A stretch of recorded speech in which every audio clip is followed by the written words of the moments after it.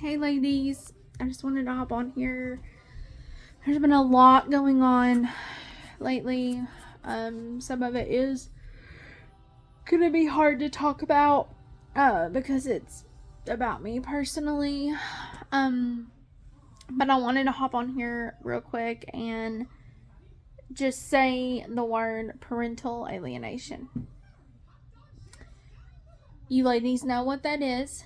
And for those of you that don't, it means that one bio parent withholds the child or children from the other bio parent. And it happens in my case all the time.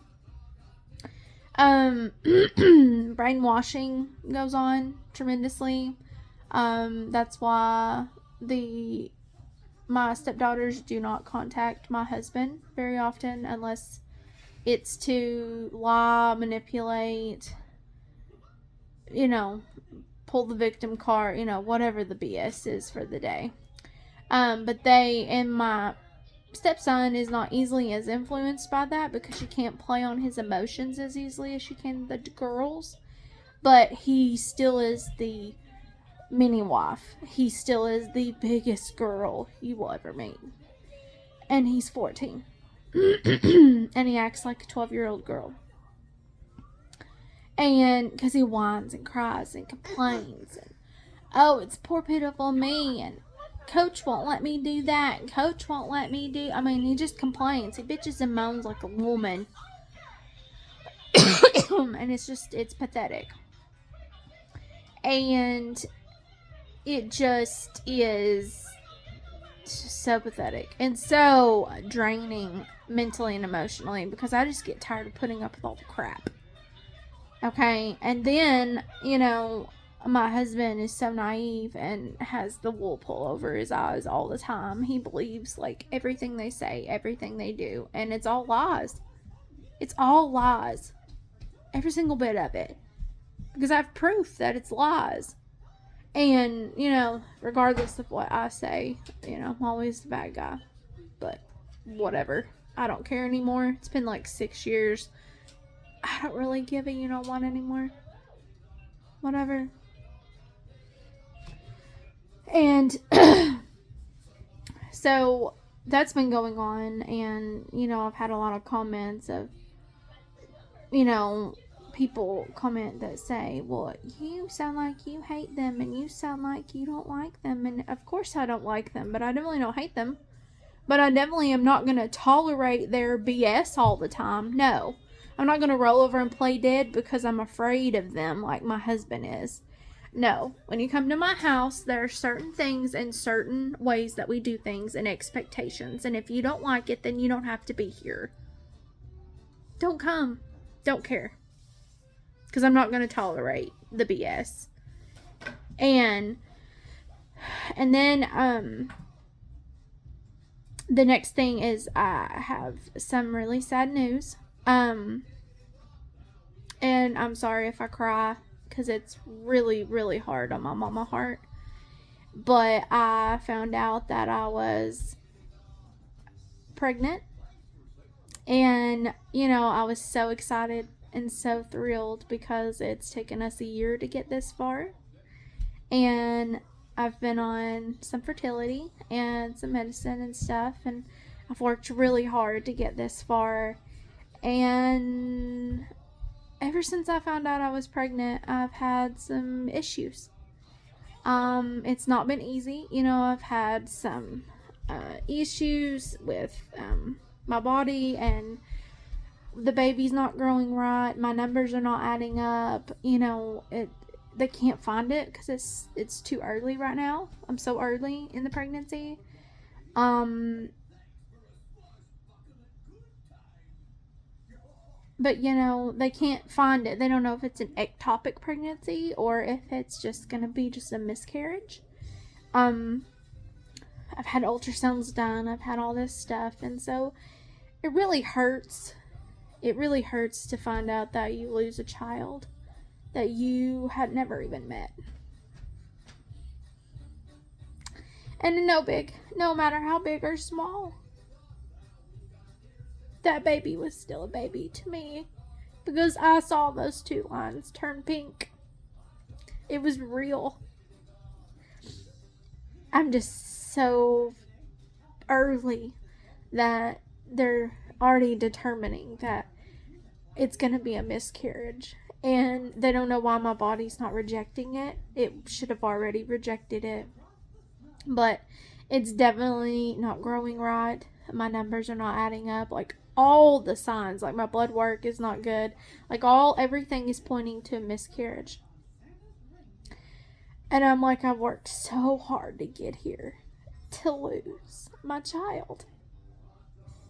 And to not have that support from your spouse or your partner is beyond me. My husband is good at a lot of things, but comfort is not one of them. Communication is not one of them. And when I told him that we were going to lose the baby, he never said, I'm sorry. He never said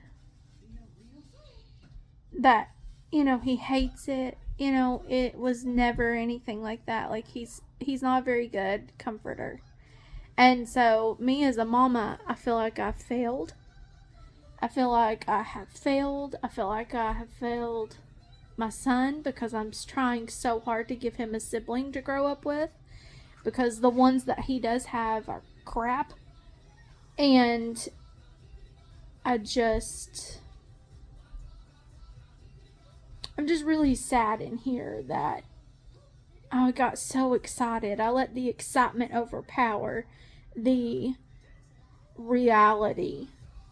And I never thought that this would happen. I never thought it would happen to me, because my first baby, I never had any of this. It also took us 3 years to have our first baby, but it's like I'm very confused, but I trust God and I trust in His plan, and I trust that maybe this baby wasn't the right baby for me. And I know one day that I will see him or her again. And it just hurts. It hurts. Like, I can't even put it into words. And all you mamas that have experienced miscarriages or stillborns or any kind of hurt, I'm so sorry, because it hurts me, and I know that it hurts you. So it makes me more thankful to have my son, my healthy, beautiful baby boy.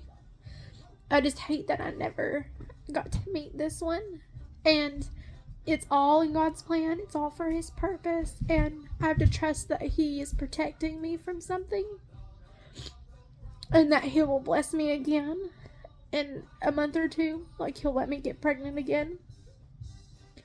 I've had time to process, and I've had time to cope, because I've known about this for 2 weeks. But the hurt, the coping, I just have to get through. And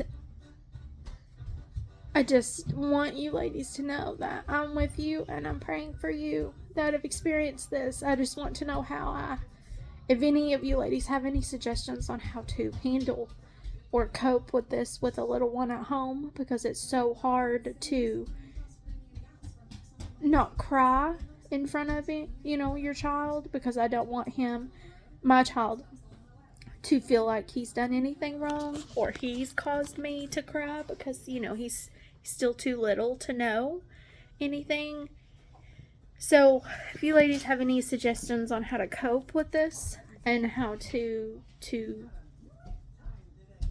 just mentally and emotionally just heal from this, and it just really hurts. And I've cried so much the last few weeks that I feel like I can't cry anymore. Like, cry.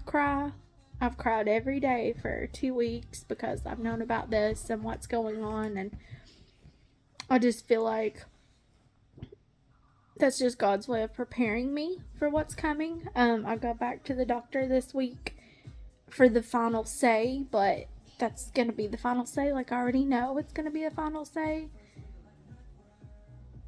And